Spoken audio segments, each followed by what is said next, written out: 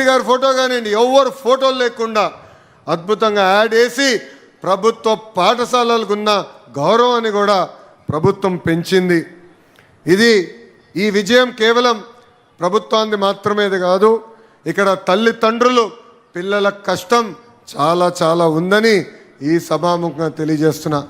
ఆ రోజు యాడ్ చూస్తే నాకు నిజంగా కిక్ వచ్చింది, ఒక బాధ్యత కూడా నాకు పెరిగింది. ఇంకా మార్పులు తీసుకురావాలి, విద్యా వ్యవస్థని పటిష్టంగా ముందరికి నడిపించే లక్ష్యంతో మేము అనేక అడుగులు వేస్తున్నాం. అందుకే ఇక్కడున్న పిల్లలందరికీ చెప్తున్నా, మీకు మంచి మార్కులు వస్తే నాకు మంచి మార్కులు వచ్చినట్టు. మీరు ఎగ్జామ్స్లో పొరపాటున దారి తప్పితే గౌరవ ముఖ్యమంత్రి గారు నాకు దెబ్బలేస్తారు, నన్ను వదిలిపెట్టరు. సో దేర్ఫోర్ నా భవిష్యత్తు మీ బాధ్యత అని ఈ సభాముఖంగా పిల్లలందరికీ నేను తెలియజేస్తున్నా. విలువలో కూడిన విద్య చాలా చాలా అవసరం. విలువలు లేని వికసిత్ భారత్ కాదని నేను భావిస్తున్నా. అందుకే చాగంటి కోటేశ్వరరావు గారిని ఏకంగా క్యాబినెట్ ర్యాంక్ ఇచ్చి అడ్వైజర్గా గౌరవ ముఖ్యమంత్రి గారు నియమించారు. విలువలకు సంబంధించిన పుస్తకాలు ఏదైతే రూపొందించారో ఆ పుస్తకాలు ఈరోజు ప్రభుత్వం ప్రింట్ చేసి పిల్లలకి అందిస్తమే కాదు, ప్రతి సాటర్డే పిల్లలతో ఆ పుస్తకాలు చదివిస్తాం జరిగింది. చాగంటి కోటేశ్వరరావు గారు ప్రవచనలు కూడా చేస్తారు. దాంట్లో ఒక ప్రవచనకి వెళ్ళా, ఆయన ఒక అద్భుతమైన మాట చెప్పారు, తల్లికి చెప్పలేని పని చేయొద్దని. తల్లికి చెప్పలేని పని చేయదు. చాలా సింపుల్గా అనిపించవచ్చు, కానీ ఎంత పవర్ఫుల్ స్టేట్మెంటో నాకు అర్థమైంది. అందుకే విలువల కూడిన విద్య చాలా ఉండాలని ఈ పుస్తకాలు రూపొందించి మన పిల్లలకి గౌరవ ముఖ్యమంత్రి గారు అందిస్తాం జరిగింది. ఇంతేకాదు, మహిళల్ని గౌరవించాలనేది ఇంట్లో మొదలవ్వాలి. తెలుగు వాడక భాషలో మహిళల్ని కించపరిచే విధంగా కొన్ని పదాలు వాడతాం. గాజులు తొడుక్కున్నావా, చీర కట్టుకున్నావా, అమ్మాయిలాగా ఏడవదన్న పదాలు వాడతారు. అది మనం వాడకూడదు. ఆ మార్పు అనేది మన సొంత ఇంటి నుంచి మొదలవ్వాలి. అందుకే ఇక్కడున్న తల్లిదండ్రులందరూ నేను కోరుతున్నాను, ఇది మన ఇంటి నుంచి మొదలు పెడదాం. ప్రభుత్వం పరంగా మేము ముందరికి ఇది విధానం తీసుకెళ్తున్నాం. ఇన్ఫ్యాక్ట్ ఇచ్చే పుస్తకాల్లో కూడా 1వ తరగతిన 2వ తరగతిన మనం ఇచ్చే పుస్తకాలలో మీరు అవి చూస్తే ఇంటి పనులు గతంలో మహిళలు చేసేవి ఉండే. కూటమి ప్రభుత్వ అధికారంలోకి వచ్చిన తర్వాత 50% చేస్తాం. అంటే ఫోటోల్లో 50% ఇంటి పనులు మగవాళ్ళు చేసే ఉన్నాయి, 50% ఫోటోలు మహిళలు ఇంటి పనులు చేసే ఉన్నాయి. అంటే మార్పు టెక్స్ట్ బుక్స్ దగ్గర నుంచి మన ఇంటి నుంచి మొదలవ్వాలని ఈ సభాముఖంగా నేను మిమ్మల్ని అందరినీ కోరటం జరుగుతుంది. నేను మీ అందరు తెలుసు, ఒక యువగలం పాదయాత్ర చేశా. రాయలసీమలో నేను పాదయాత్ర చేసినప్పుడు చాలామంది తల్లులు వచ్చి నన్ను కలిశారు. అయ్యా, ఆర్థిక సహాయం ఏదైతే మీరు చేస్తున్నారో ఇంట్లో ఎంతమంది పిల్లలుంటే అంతమంది పిల్లలకి అందించండి, లేదంటే మా కూతుర్ని ఇంట్లో పెట్టుకుని అబ్బాయిని చదివించే పరిస్థితి వస్తుందని. అది మన గౌరవ ముఖ్యమంత్రి గారు తెలియజేసిన వెంటనే తల్లికి వందనం కార్యక్రమం చేపడదాం.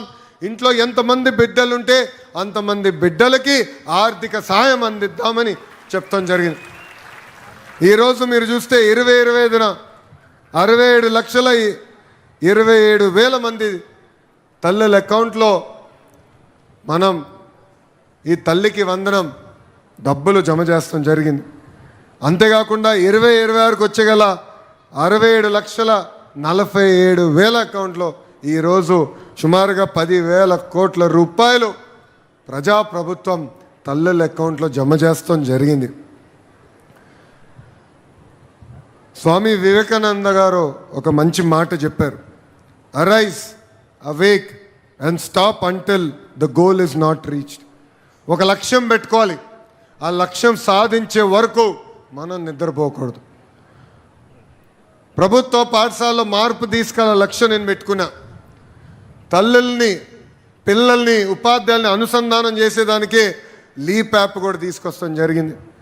ఇక్కడున్న తల్లిదండ్రులు అడుగుతున్నా, లీప్ యాప్ డౌన్లోడ్ చేసిన వాళ్ళందరి చేతిలో ఒకసారి పైకెత్తండి. ఇంకా కొంతమంది డౌన్లోడ్ చేసుకోవాల్సిన అవసరం ఉంది. దయచేసి యాప్ డౌన్లోడ్ చేసుకోండి. మీ పిల్లలు ఆ రోజు స్కూల్కి వచ్చారా లేదా, ఏం నేర్చుకున్నారు, ఏ టీచర్ ఏ సబ్జెక్ట్ మన పిల్లలకి నేర్పిస్తున్నారు అనేది క్లియర్గా మీకు ఈ యాప్ ద్వారా తెలియజేస్తాం జరుగుతుంది. అందుకే తల్లిదండ్రులందరినీ మళ్ళీ కోరుతున్నా, దయచేసి ఈ లీప్ యాప్ డౌన్లోడ్ చేసుకుని మీ పిల్లల విద్యలో మీరు కూడా భాగస్వామ్యం అవ్వండి అని నేను కోరుకుంటున్నా. అంతేకాకుండా 1 క్లాస్ 1 టీచర్ విధానం మేము చేపట్టాం. 10,000 పాఠశాలల్లో ఈరోజు 1 క్లాస్ 1 టీచర్ ఉన్నారు. మన ప్రభుత్వ అధికారులకు వచ్చిన తర్వాత 16,000 టీచర్ పోస్టులు భర్తీ చేశాం. ఈ సంవత్సరం కూడా డిఎస్సి ద్వారా ఇంకొక 3,000 టీచర్ పోస్టులు కూడా మన ప్రభుత్వం భర్తీ చేయబోతుంది. బుక్స్ దగ్గర నుంచి స్కూల్స్ వరకు రాజకీయాలకి దూరంగా పెట్టాం. మన పిల్లలకి ఇస్తున్న ప్రతి పుస్తకం పైన కానివ్వండి, బెల్ట్ల పైన కానివ్వండి, ఎక్కడ గౌరవ ముఖ్యమంత్రి గారి ఫోటో కానివ్వండి, గౌరవ ముఖ్యమంత్రి గారి పేరు కానివ్వండి, లేదంటే నా పేరు కానీ లేదు. రాజకీయాలు ఆ గేట్ బయటే ఉండాలని బలంగా నమ్మే వ్యక్తిని నేను. అంతేకాకుండా ఉపాధ్యాయులు ఇబ్బంది పడకుండా వాళ్ళ కోసం ప్రత్యేకంగా ఒక టీచర్ ట్రాన్స్ఫర్ యాక్ట్ తీసుకొచ్చాం. డొక్కా సీతమ్మ గారి పేరుతో మధ్యాహ్న భోజనం పథకాన్ని మెరుగుపరిచాం. ఈరోజు మన పిల్లలకి సన్న బియ్యం ద్వారా అన్నం కూడా ప్రభుత్వం అందజేస్తుంది. ఇంకో పక్కన స్మార్ట్ కిచెన్స్ ఏర్పాటు చేస్తున్నాం. స్టూడెంట్ కిట్స్ అందజేసాం. సాటర్డేని నో బ్యాక్ డేగా అమలు చేస్తున్నాం.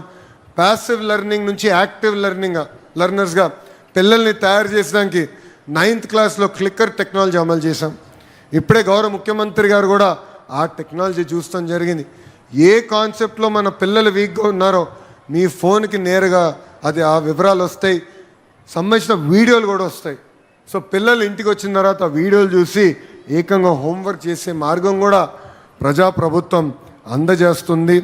ఇంతేకాకుండా ఇంటర్ విద్యార్థులకి స్టూడెంట్ కిట్, మధ్యాహ్నం భోజనం, ఇప్పుడే తమ్ముడు చెప్పినట్లు డ్రగ్స్ వద్దు బ్రో అన్న కార్యక్రమాన్ని కూడా మన ప్రభుత్వం స్వీకారం చుట్టింది. ఇక్కడున్న తల్లిదండ్రులను ఒక విషయం కోరుతున్నాం.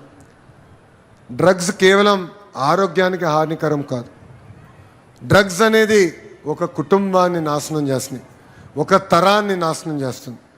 పొరపాటున మన పిల్లలు ఎవరో ఒత్తిడి ద్వారా సేవిస్తే ఇమ్మీడియట్గా మేడం గారికి, టీచర్ గారికి, హెచ్ఎం గారికి తెలియజేయండి. ఎందుకంటే అనేక మార్గాలు ఉన్నాయి. డీఎడిక్షన్ అవ్వచ్చు, కౌన్సిలింగ్ అవ్వచ్చు, ఇవన్నీ ప్రభుత్వం రూపొందించింది. మనందరం చూసాం డ్రగ్స్ వల్ల పంజాబ్ అన్న రాష్ట్రం ఎంత నాశనమైందో. అలాంటి పరిస్థితి ఆంధ్ర రాష్ట్రానికి రాకూడదన్న ఒక ప్రక్రియ మేము తీసుకున్నాం. అందుకే డ్రగ్స్ వద్దు బ్రో అన్న క్యాంపెయిన్కి మేము శ్రీకారం చుట్టాం. దాంట్లో ఇక్కడున్న తల్లిదండ్రులందరూ కూడా భాగస్వామ్యం అవ్వాలని ఈ సభాముఖంగా కోరుకుంటున్నా. గౌరవ ముఖ్యమంత్రి గారు ఓ విషయం తెలియజేయదలుచుకున్నా. సార్ మీరు ఎప్పుడు పోటీ పడమంటారు? నన్ను ఒకటే విషయం అడిగారు. ఎప్పుడైతే ప్రభుత్వ పాఠశాలలు బలోపేతం అవుతాయో ఆటోమేటిక్గా తల్లిదండ్రులు వాళ్ళ పిల్లల్ని ప్రభుత్వ పాఠశాలలకు పంపిస్తారని మీరు చెప్తాం జరిగింది. గడిచిన 2 సంవత్సరాలు మీ నాయకత్వంలో మనం తీసుకొచ్చిన సంస్కరణల ద్వారా ఈరోజు నేను గర్వంగా చెప్తున్నా, 1,10,000 మంది విద్యార్థులు ప్రైవేట్ పాఠశాల నుంచి ప్రభుత్వ పాఠశాలలకి వస్తాం జరిగింది. అంతేకాదు కొన్ని ప్రభుత్వ పాఠశాలల బయట నో అడ్మిషన్ బోర్డు పెట్టే రోజులు వచ్చేసినాయి. నా సొంత నియోజకవర్గం మంగళగిరిలో నిడమర్లో ఒక అద్భుతమైన పాఠశాల ఉంది. దాని ఒక ఇంటర్నేషనల్ స్కూల్గా తయారు చేశాం. మొన్న నేను మంగళగిరిలో ఒక కార్యక్రమానికి వెళ్తే ఒక తల్లి వచ్చింది, నాతో గొడవ పెట్టుకుంటుంది. నాకు ఒక కూతురు ఉంది, కూతురికి నువ్వు అడ్మిషన్ ఇవ్వాలని. సహజంగా అందరూ ఏమనుకుంటాం, ఏదో ప్రైవేట్ స్కూల్లో అడ్మిషన్ అడిగిందేమో అనుకుంటాం. కానీ తిరిగి చూస్తే నిడమరు స్కూల్లోనే అడ్మిషన్ కావాలని. అప్పుడు ఆ తల్లికి చెప్పా, హెచ్ఎం గారు చాలా స్ట్రిక్ట్ మేడం, నేను చెప్తే కూడా ఇందు మీ పాప ఎగ్జామ్ రాయాల్సిందే, ఎగ్జామ్లో క్వాలిఫై అవుతేనే హెచ్ఎం గారు తీసుకుంటారని చెప్తాం జరిగింది.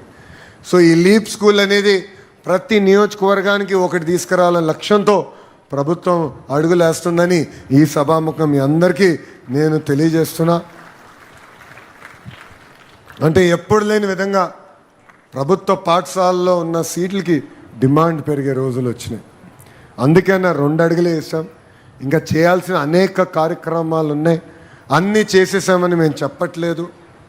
దారి తప్పిన విద్యా వ్యవస్థని సరైన దారిలో పెట్టేదానికి అహర్నిశలు మేమందరం పనిచేస్తున్నాం. చివరిగా నేను ఇక్కడ పిల్లలందరూ కూడా కోరేది ఒక్కటే, తల్లిదండ్రులు చెప్పింది మనం ఎప్పుడు వినాలి.